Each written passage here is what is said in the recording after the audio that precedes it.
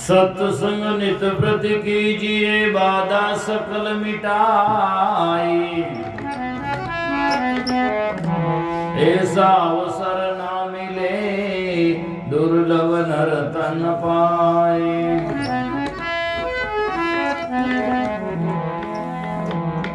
कबीर संगति साधु की नित प्रति कीजे जाई।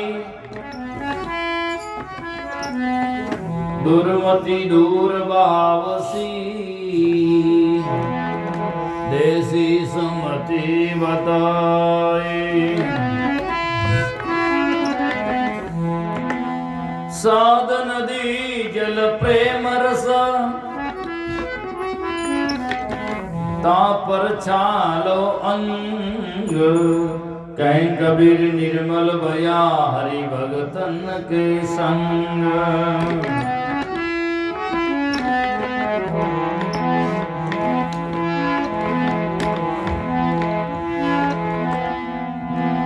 संगत सार से बुद्धि बढ़े, झाड़ी ओट से घास। रज्जब मूड की संगत से होत बुद्धि का नाश।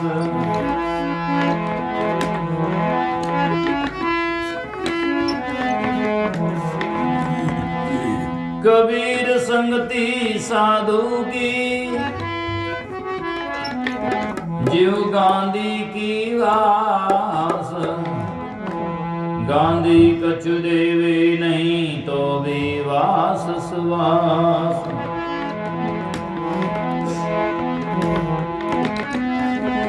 राज मिले गजबाज मिले, सुत साज मिले मन वंचित पाई। लोक मिले विधि लोक मिले, स्वर्ग लोक मिले बैकुंठाई जाई।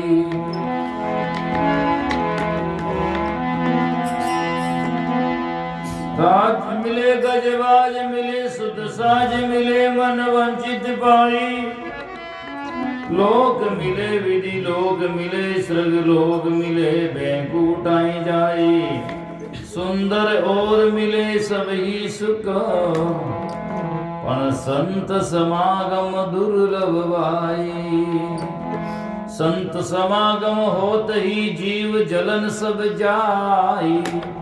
जन जब युग युग सुखी, दुख नहीं लागे आए।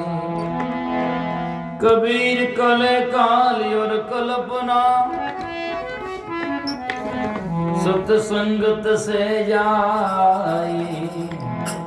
दुखवा से बाजा फिरे, सुख मेरे समाए।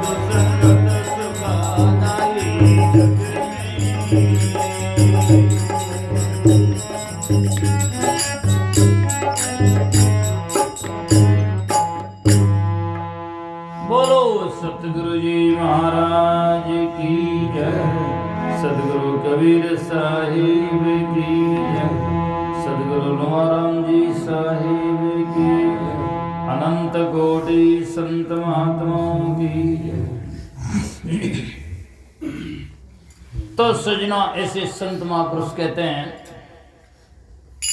जग में साधु संगत सुखदाई।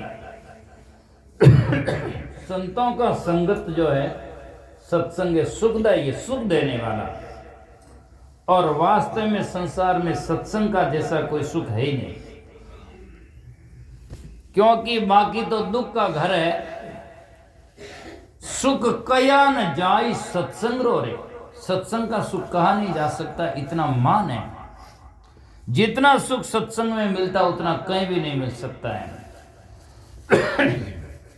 खेती करे धान हो सकता है, पेट भर सकता है, घर भर सकता है, लेकिन एक दिन घर छूट जाता है, पेट खाली हो जाता है। दुकान करे रुपया पैसा आ सकता है, रुपया पैसा पेट भर सकता है, जिंदगी भर सुख से कुछ खा सकता है, लेकिन कल्याण नहीं हो सकता है।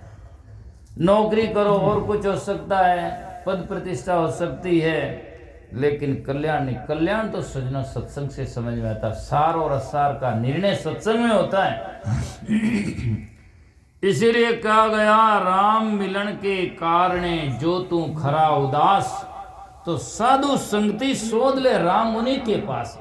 यदि भक्ति मुक्ति चाहता है, राम जी को मिलना चाहता है, आत्म साक्षात्कार चाहता है, तो संतों की संगत करो। संतों की संगत शोध ले, शोध करके संतों की संगत कर विचार करके साधु संगति शोध ले, राम उन्हीं के पास, वह की राम कहीं नहीं है। सजनों, बाकी तो धाम है, लेकिन संतों के हृदय में तो प्रत्यक्ष में विराजमान राम है। इसलिए कहा गया साहिबरा घर है संतों रे माई, और संत साहिब में कछु अंतर ही नहीं। हरिमय संतन संतों रे मय हरि है, हरि संत अंतर नाई। अरे माने जिन दिन संत मिलाई वही दिन लेखे, जिस दिन संतों का मिलना होता वो लेखे, बाकी सब संसार में अलेखे। तो संत महापुरुष कहते हैं जग में साधु संगत सुखदाई। सुखराम दास जी महाराज कहते हैं जगरो हेत सकल दुखदाई। संसार का हेत तो सब दुखदाई है। कोई भी कितना ही प्रेमी हो, जिंदगी भर यदि हमें सुख भी दे दें, लेकिन सजना एक दिन शरीर छूटेगा और वो छोड़कर जाएगा, उस दिन हमारे दिल में दुख होगा, ओहो मेरा चला गया। तो उसके कारण से हम जीवन में सुखी नहीं हो सकते। सुखी तो केवल संत महात्मा ही हैं, और वही सुख दे सकते हैं। सुखी आदमी सुख दे सकता है, दुखी कभी भी दो सुख नहीं दे सकता, दुखी दे सकता है। तो जग में साधु संगत सुखदाई क्यों? देता ज्ञान, सत्संग ज्ञान देता है, देता ज्ञान अज्ञान मिटाता, भक्ति मुक्ति जीव पाई। जीव भक्ति और मुक्ति को प्राप्त हो जाता है, ये सत्संग की करामात है। इसीलिए संतों ने, सूरदास जी ने वाणी में लिखा कि संत महात्मा कर कृपा उपदेश बतावे। संत कृपा करके उपदेश बतावे, डूबत भुजा पसारे, और साधु संगत की आई बढ़ाई जो करोड़ जतन कर तारे। संतों की ये बढ़ाई है, वो करोड़ जतन कर भी उनको जीव को तारने की कोशिश करेंगे, क्योंकि संत तारणहार होते हैं। प्राणियारे सतगुरु तारणहार, सतगुरु तारने वाले हैं, बाकी तो दुनिया में डुबोने वाले हैं। अमरदास जी संत हुए, वो कहते हैं सतगुरु फकत जगत में बंधन छुड़ाने वाले, और भवसागर में कुटुंब के सब डुबोने वाले, सब डुबोने वाले। मैंने भी भजन लिखा, उसमें सजना संत महावर, क्योंकि समझो सतगुरु का उपकार भव से मोक्ष दिलाने वाले। गुरु है संसार में सजना, गुरु बिना सगो नहीं संसार। मन में खूब करो इतबार, गुरु है दीन दुनिया उतार। कुटुंबी सभी डुबोने वाले, और समझो सदगुरु का उपकार भव से मोक्ष दिलाने वाले। सदगुरु संसार में भव से मोक्ष दिलाने वाले होते हैं। इनका उपकार को समझो संसार में, और जो उपकार नहीं समझता है और सदगुरु को नहीं समझता है, वो जिंदगी में जाकर के सजना कुछ भी नहीं समझता, जिंदगी ऐसी खो देता है। तो दयाल जी महाराज का सुंदर भजन है, जग में साधु संगत सुखदाई, देता ज्ञान अज्ञान मिटाता, भक्ति मुक्ति जीव पाई। जीव भक्ति और मुक्ति को प्राप्त कर लेता है। तो कहते हैं कि नेमी प्रेमी साधु शिरोमणि। सत्संग का कौन करता है? सत्संग के लिए कौन हर्ष करता है? नेमी होता, प्रेमी होता है, संत शिरोमणि होता है, विवेकशील होता है, वो सत्संग के लिए खुशी होती है। आज सत्संग है, सत्संग कराओ। और बल्कि लोग ब्याह शादी और नाच गान में और सजना जाकर के इलेक्शनों में और दूसरे कामों में आज कितने ढोल धमामा के साथ में लोग बधावा करते हैं, कितने लोग खुशियां मनाते हैं। और अभी पहले महाराज ने कहा ही था कि लोग शादी होती है, खुशियां मनाते हैं, गाड़ी लाते हैं और लाड़ी लाते हैं, गाड़ी और जाकर के वर वधू जब शादी करके आते हैं लोग बधावा करते हैं, लेकिन पता नहीं दूसरे दिन ही बधावा घटावा में बदल जाता है। पत्नी मर जाए, तलाकनामा हो जाए और गाड़ी लाते बधावा करते हैं, दूसरे दिन ही एक्सीडेंट होकर के मर जाए। बहुत सारे केस होते हैं। लेकिन सजना संतों का ज्ञान और बधावा निरंतर एक रस रहता है। जिस दिन से शुरुआत हो उस दिन से एक रस रहता है। इसीलिए सत्संग की महिमा तो वो लोग जानते हैं, वो करते हैं जो नेमी प्रेमी साधु शिरोमणि उच्छुभ करे सदाई और तीनों देव। और कहते हैं हरि गुरु भवन पधारी जब ही उन्नत रहनी काहीं। जब गुरुदेव गुरु पर घर पधार जाए तो उन्नत कहते हैं, मारवाड़ी भाषा का शब्द, कमी किसी प्रकार की नहीं रहती। उन्नत रहनी काहीं, और जग में साधु संगत सुखदाई। देखो आज जब रात है, रात में दीपक और लाइटें, मुझे लगता है कि गिनती नहीं हो सकती, इतनी लाइटें लगी हुई हो सकती है, लाखों नहीं करोड़ों लाइटें लगी हुई है, अरबों लाइटें लगी हुई होगी, फिर भी अंधेरा नहीं जाता। यहाँ लाइट है तो थोड़ी देर देखो आगे अंधेरा है, उधर देखो आगे अंधेरा है, कमरा में प्रकाश है तो बाहर अंधेरा, बाहर अंधेरा प्रकाश है तो भीतर में अंधेरा है। लेकिन जब सूर्य उदय होगा सुबह, तो सूर्य उदय होते ही बस लाखों किलोमीटर की दूरी में बस प्रकाश ही प्रकाश है। गुफा में जाओ तो चांदना, बाहर देखो तो चांदना, सब जगह प्रकाश ही प्रकाश है। इसलिए ये सदगुरु का ज्ञान ऐसा है, सदगुरु ऐसा रामदास जैसा सूर्य प्रकाश और निसी अंधियारा मिटाए के अंतर करे उजास। कोटि चंदाओं की सूरज कोटि हजार, तिम्र तो नासेनी गुर बिना घोर अंधार। साधु संगत साची सदा झूठी कदे न जान, रामदास हितकर किया पावे पद निर्माण। इसलिए संत महापुरुषों ने कहा है कि ये संतों क्या सत्संग साची है और सत्संग से ही हमारा जीवन कल्याणकारी हो सकता है। सदगुरु का मुख देखता पाप शरीरा जाई, साधु संगत सत रामदास अटल पदी ले थाई। साधु संगत सत्य है और वो अटल पद को ले जाने वाला सत्संग है। इसलिए कहा गया है कि तीर्थ योग यज्ञ घर आया। सत्संग और संत आ गए तो सजना बाकी कुछ नहीं, है तीर्थ सब हमारे घर में आ गए, और योग भी हो गया और यज्ञ भी हो गया, हवन पूजा सब हो गया, बाकी कुछ नहीं।